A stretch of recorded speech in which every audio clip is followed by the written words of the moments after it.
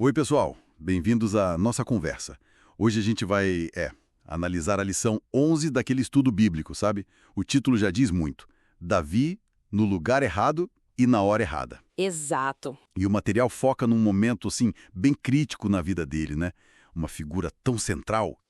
E a ideia principal é forte, né? Ver como um erro feio mesmo, pode nos ensinar sobre vencer tentações e buscar integridade. Pois é, e tem aquele versículo-chave do Salmo 51, o 10. Cria em mim, ó Deus, um coração puro e renova em mim um espírito reto. Isso. É muito marcante porque, poxa, é Davi, o homem segundo o coração de Deus, né? Exatamente. Rei, poeta, admirado. Super admirado. Mas o estudo mostra justamente isso. Mesmo no auge, ele se mostrou vulnerável. E isso nos leva a, investigar mesmo as circunstâncias dessa queda, como o material detalha. Ok, então vamos lá, vamos desempacotar isso. O ponto de partida que a lição traz para o erro do Davi é interessante, né? Estar no lugar errado, na hora errada. Sim. Era tempo de guerra, todo mundo lutando e ele ficou em Jerusalém. Meio ocioso, né? E o material sugere que essa ociosidade foi, o gatilho. E o que a lição ressalta, e eu acho fascinante, é como essa inatividade não foi só um descanso, sabe? Foi, na verdade, uma porta aberta para o perigo. Uma brecha. Isso, uma brecha. Do terraço do palácio, ele vê Batseba. E aí, mesmo quando falam pra ele, olha, ela é casada com Urias, um soldado leal que tá lá na batalha. Um dos seus melhores homens, né? Exato, mas o desejo falou mais alto, ele mandou buscar. A lição até conecta isso, né, com as fontes de tentação, a carne, o desejo visual ali na hora. E a coisa escalou muito rápido, né? O material descreve uma sequência, assim, terrível. Nossa, sim. O adultério, aí vem a gravidez dela, a tentativa toda atrapalhada de enganar Urias, trazendo ele de volta. E que não funcionou, né? Não funcionou. E aqui tem um contraste que a lição explora bem, eu achei muito interessante. A honra do Urias, nossa, demais. Ele se recusa a ir para casa até conforto, enquanto os companheiros estão lá no campo de batalha. Versus a desonra do Davi, que só aumentava. Pois é. Aí, vendo que o plano furou, ele foi pro extremo, né? Mandou matar Urias na batalha.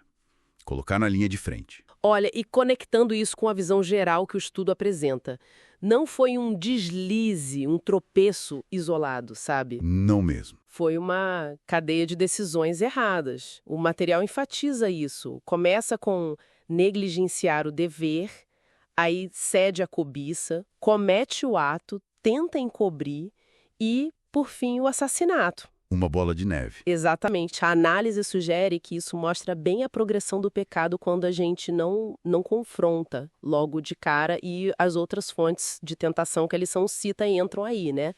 O mundo, no sentido do poder real que ele usou para satisfazer o desejo e encobrir. Sim, o abuso de poder. Isso. E talvez até a influência do diabo, cegando ele para a gravidade do que estava fazendo. O estudo usa esse caso como um alerta bem forte.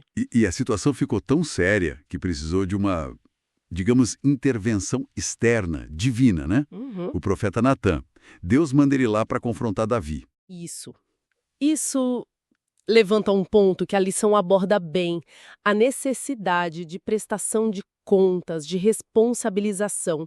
Às vezes a pessoa está tão envolvida no erro que precisa de alguém de fora, né? Para mostrar a real. O material explica por que essa abordagem do Natã foi tão eficaz. Sim, explica. Natã foi muito sábio. Ele usa uma parábola, uma historinha, que faz o próprio Davi julgar a situação sem perceber que está julgando a si mesmo, né? Ah, inteligente. Muito. Mas o ponto crucial mesmo que a lição destaca é a reação do Davi quando Natã fala na lata. Esse homem é você. Davi não tenta se justificar. Ele diz, pequei contra o Senhor. Reconhecimento imediato. Imediato. Sem desculpas. E o Salmo 51, que o estudo liga a esse momento, é visto como a expressão máxima dessa dor, desse desejo sincero de ser limpo, de ser restaurado. É um arrependimento, assim, genuíno mesmo. E a lição fala das duas coisas, né? Do perdão, mas também das consequências. É isso. Exatamente. Deus perdoa Davi, sim, mas as marcas ficam. A morte do filho que nasceu daquela relação é um exemplo forte disso. Exato. Muito. O estudo lembra aquele princípio de Gálatas, né? Aquilo que o homem semear, isso também ceifará. O perdão não é uma borracha mágica que apaga tudo o que aconteceu. Faz sentido. As ações têm peso. Tem peso. E isso levanta uma questão importante sobre a restauração.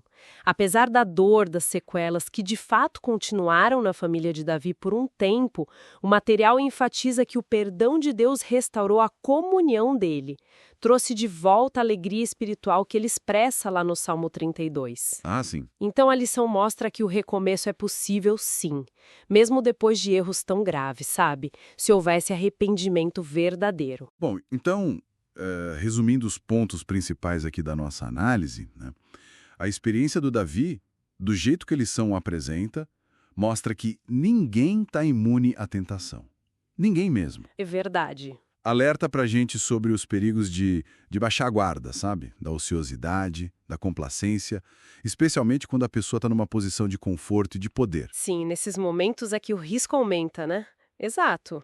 A gente vê claramente como um erro pode puxar o outro numa corrente. E o mais importante, talvez, aponta o caminho para a restauração, arrependimento sincero, buscar o perdão, mesmo sabendo que talvez tenha que lidar com as consequências dos atos. E a perspectiva mais ampla que o estudo nos dá é justamente essa, a importância de vigiar sempre, de buscar força em Deus para não cair. É uma lição antiga, claro, mas que o material argumenta ser super atual.